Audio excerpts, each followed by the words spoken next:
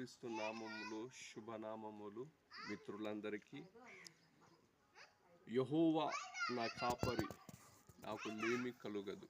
కీర్తనలు 23:1 చరణాన్ని మనం చూస్తే దావీదు మహారాజు ఈ కీర్తన వ్రాస్తున్నాడు. యెహోవా నా కాపరి, నాకు లేమి కలుగదు. దేవుడే మన కాపరి అని భక్తుడు తెలియజేస్తా ఉన్నాడు. ఆయన ఒక గొర్రెల కాపరిగా ఉండి గొర్రెలను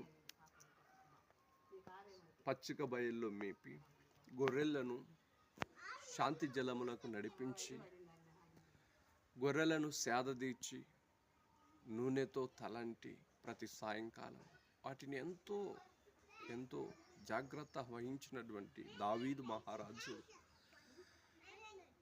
దేవుడు కూడా నా కాపరిగా నన్ను పోషిస్తున్నాడు, నన్ను నా దాహమును తీరుస్తున్నాడు, నన్ను సేదదీర్చువాడు, నన్ను ఆదరించువాడు నా కాపరి, నా దేవుడే అని భక్తుడు సెలవిస్తున్నాడు.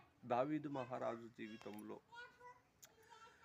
ఆయన ఒక గొర్రెల కాపరి అయి ఉండి తన గొర్రెలను ఎలా సంరక్షించాడో, ఎలా పోషించాడో, ఎలా నడిపించాడో, ఎలా గాయపడితే గాయము కట్టాడో, ప్రభువు కూడా తన జీవితంలో ఆ విధంగా కాపరి అయి ఉండి నడిపించువాడని, పోషించువాడని, సంరక్షించువాడని, కంచె వేసి కాపాడువాడని, గాయములు కట్టువాడని,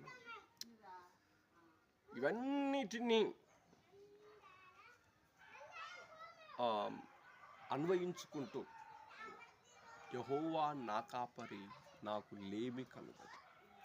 దేవుడు మనతో ఉంటే లేమి ఉండదు, సమృద్ధి, ఆశీర్వాదం. యోసేపునకు దేవుడు తోడై ఉండెను గనుక యోసేపు చేయనదంతయు సఫలమైందని.